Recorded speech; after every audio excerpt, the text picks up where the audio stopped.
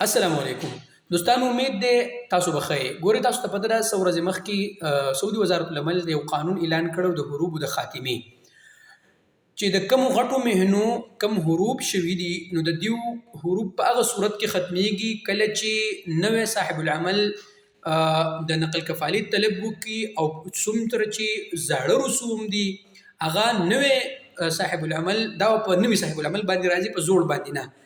دا نوی رسوم دا ټول ارسه جمع کی نو چې کله هغه نقل کفاله وکړي، نقل کفالي سره سره به د هغه د حروب ختم شي.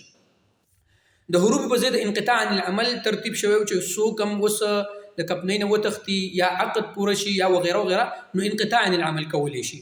اوس یو بل اپډیټ د وزارت العمل د سیټ نه راغی، هغه دا چې کله د ورکر دغه ختم شو او ځکه په دې باندې مختلف کمپنیو احتجاج هم کړو چې دې سره زموږ ورکرز نه کنټرول کیږي، لهذا دې لپاره څه ترتیب.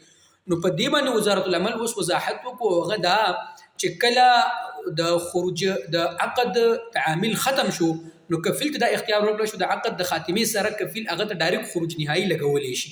ټیک شو که نه؟